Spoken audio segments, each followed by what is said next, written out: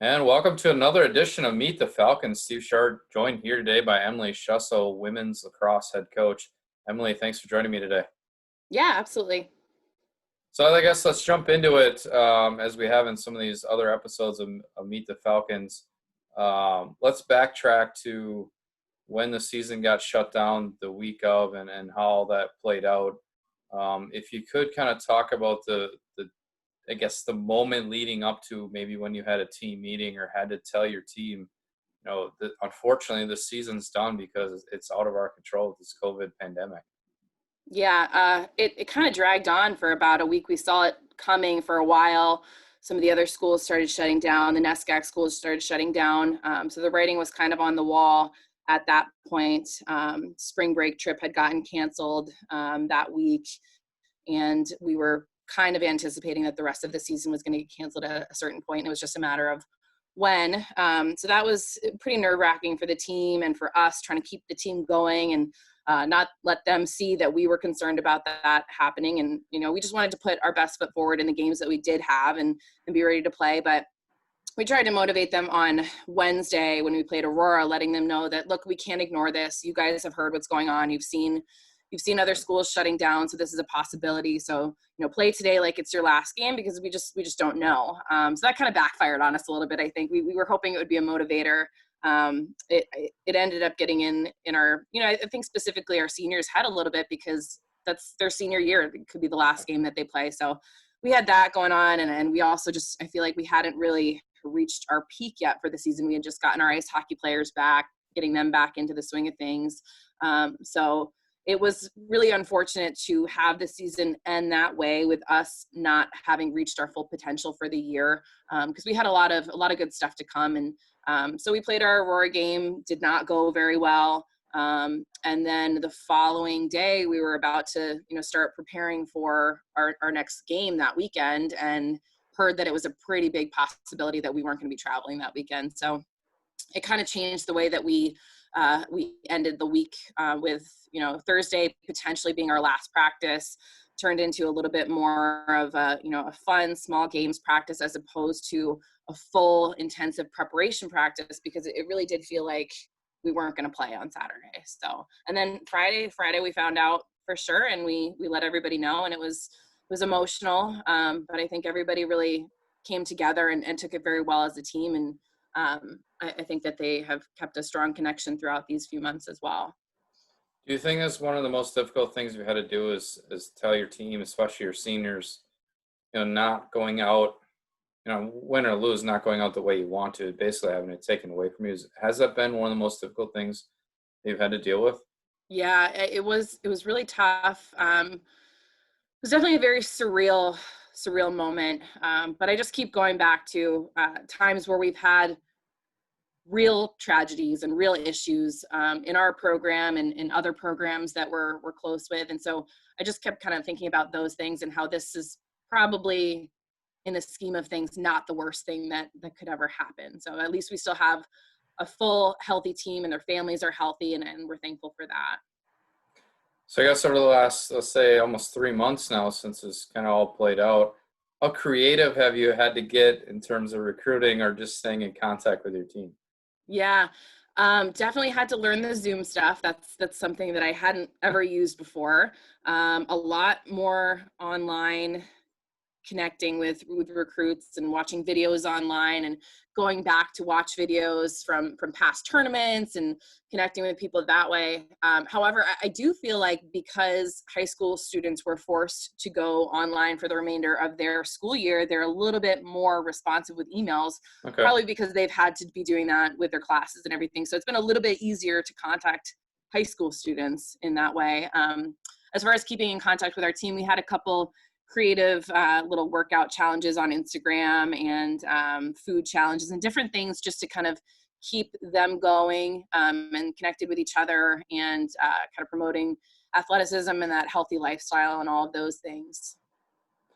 How has recruiting been going? Do you have a lot of optimism for next year? Maybe a big class coming in, or maybe even with some of your current roster that you had, they do get that year of eligibility back. Yeah. Have any of them maybe thought about coming back? So at this point, our seniors haven't said that that's something that they'd be interested in. We did give them the option and kind of gave them all the information that they would need to do that.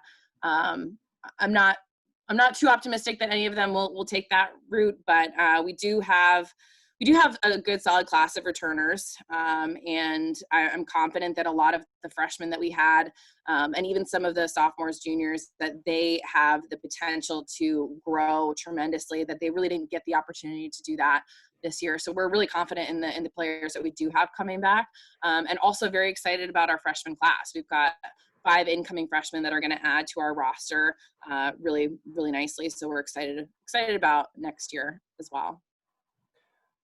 Getting away from lacrosse, I want to talk just some personal family stuff. How has it been going at home with your 3 kids, if I remember correctly? 3 kids, yeah. 3 Yeah. kids, Well, quite young, running around, just controlling the house. yes, it's been different for sure. My oldest was in first grade this year. We just finished first grade. Transitioning to being a homeschool teacher was not easy. I feel like we really crushed it the first 2 weeks. We were on a schedule. Homeschooling was getting done. I had my laptop on the kitchen counter so I could get my work done at the same time. The younger 2, 1.5 and 3, were easily enough distracted for the first couple weeks playing with each other, and then it kind of fell apart after that. So then we were just trying to keep it together, make sure we were getting enough homework done, make sure that we were getting enough work done, make sure that everybody was happy and healthy, and we're getting through. A lot of people have much bigger challenges than we do right now, so it was tough, but we're excited that it's summer and school, first grade is over. So that'll make I've things seen a a number of pictures on your Facebook account of you getting out with your kids, just kind of running around the yard. I mean, you have a pretty big yard. I believe you live in a farmhouse, if that's right. We do, yeah. We're very lucky to have the space. That I think has made it so much easier. I just think about my brother and my sister-in-law in Boston in a small condo Yeah. in Southie, and that not being able to get out as much as we can get out. We've got 27 acres, big yard. Grandma and grandpa live right up the driveway, so that's been amazing. It's been very, very helpful. So yeah, we were lucky to have all of this space to run around. This was my husband's family's original homestead when they moved over from Germany. So we bought the family farm. So it's been really nice to have all this land and space and trails through the woods and everything. It's been a relief to be able to get the kids out and do stuff like that. Has to be nice for you personally. If grandma and grandpa live down the road, just pick up the phone, like take them. I need a break. Yes. Yep. They've been very, very helpful. So it's been amazing. Do you have any family vacations planned or anything to kind of get away if you can? Yeah, so my family's from Massachusetts, and we've got a lake house in central New York that we usually go to for the 4th of July. So we're hoping to get out there. We're kind of just waiting to see what everybody's comfort level is like, to see if we can get together with my family at all. Otherwise, we might just kind of split up and go with just our family at a time when no one else is out there. But it'll be nice just to get away and go somewhere else. We did do a camping trip in my in-laws' backyard just up the driveway here, because all the campgrounds were still closed. So we set up tent and camped in their yard a couple weeks ago. It was just nice to have something different though. We've talked a couple times your trip out to Massachusetts and New York. That's a pretty long haul for you to have 3 kids. I think you said you've done it before, so I mean, what was that like? We do it a couple times a year. We usually go out for Christmas and once in the summer. It's gotten harder with the 3 kids. Annabelle, my oldest, was the easiest. She was always a trooper straight through. And then our middle child, Waylon, he was a little bit rougher with the road trips. And now Cece, our youngest, is a nightmare when it comes to road trips. She does not like to travel. She does not like to be in the car for that long. But we make it work. We try to break up the trip when we can. Now with everything going on, we'll probably try and go straight through when we do go, but it's all right. Have you picked up any hobbies during this time that you've been home for the last couple months? I actually started taking some online classes. I'm taking a social media marketing class right now, which I've found to be very helpful because that's one of the I things that would I say, have because your struggled social media with. game needs a little bit of help, coach. Yeah. Yeah. So for the most part, I have let my assistants do it, and Kendall has been doing an amazing job with our social media this year. But when I have had to do it, it's not my strong suit. So I have been taking a class in that. I've been trying to get some new ideas, some fresh ideas that I can kind of share with her. And if I do ever need to take it over again, I'll have some better ideas of what to do with it. So that's been really helpful. But it's been something to do as well. It's just kind of fun to continue Yeah, kind of education and stay in it and refresh yourself with something new to learn. yeah, absolutely. I mean, when I first started, social media was not a huge Yeah. aspect of our presence as an athletic program or our recruiting presence. And now it's become something that you really have to be on top of and do well with. I do want to ask, I've seen on Facebook, looks like you have a pretty good passion for some really nice breakfasts. You have a lot of good food photos. Yeah, well, so that's another inspiration from my assistant as well. She does a lot of food stuff with her Instagram too, and I do really I love food. I love eating. I love creating fun new stuff. I kind of took a huge break from cooking once I started having kids, and then it's just been doing whatever I can do to get on the table quickly and whatever the Mm-hmm. kids will eat. But prior to kids, I used to make some pretty extensive meals, but now that I have a little bit more time, not necessarily more time, but because the kids are always running around, but I do have the ability to kind of drag it out for 3 hours if I need to cook for 3 hours. So it's been nice to get back into that too, and just to try to be creative and also out of necessity. My husband's a firefighter, so sometimes he's gone for 24 hours, 48 hours, and the pantry gets a little slim. I'm like, what can I make with this? So it's Do been fun to you do that do you too. look up a lot of your recipes, or you just kind of wing it? Because some of the stuff I've seen looks interesting. I wouldn't think of some of it, but Yeah, I'd some imagine of you're it kind of just just winging it. yeah, some of it just kind of comes to me. I sit and think about how I can put things together. And then a lot of it is inspired from what I've seen either from Kendall or from look up some Instagram or some Pinterest recipes if I just can't figure out what to do with something. So yeah. Has there been any that you made and you're like, this is terrible? Can't eat Yeah. this. Yeah, I tried a uh, curried chickpea recipe. Okay. And I think I just overcooked everything. It was all mush by the time I ate it, but it sounded good at first. The flavors were good, but the texture was a little off. So I might try that one again. But nothing that's been a total. Oh no, I did. So I had a can of canned salmon, which Ooh. I don't know why I ever bought that. Tried to make a salmon burger. That was not good. It sounds like the passion for cooking is there. Do you try to get your kids involved at all? I do.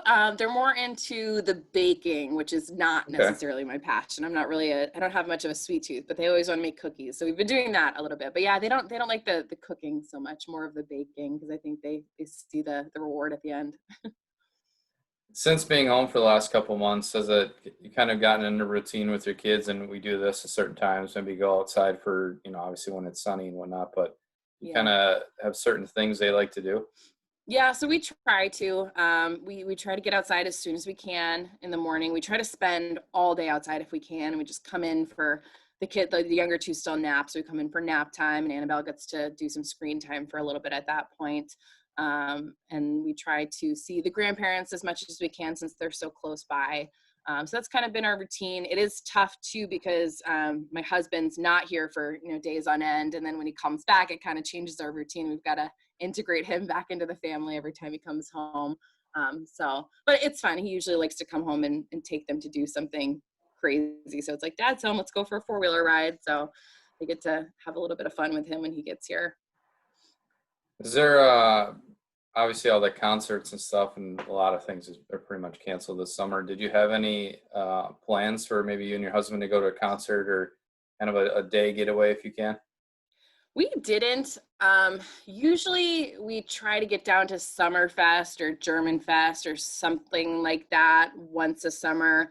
But we kind of don't plan too much our schedule with our schedules and him being gone and me being gone recruiting usually during the Mm-hmm. summer, we usually just kind of decide to do something last minute or day before, and like, oh, it's German Fest, let's go down there tomorrow. So we didn't have any concrete plans, but it is kind of disappointing knowing that none of those things are going to be available this year. So we're going to have to plan ahead a little bit more and be more creative finding stuff to do. Yeah. Well, thanks, Coach, for joining me today and getting to know you a little bit more. And obviously, the cooking passion is there, and get outside. Well, it's nice out today. So thank you for joining Yeah. me. Yeah, absolutely. Thank you.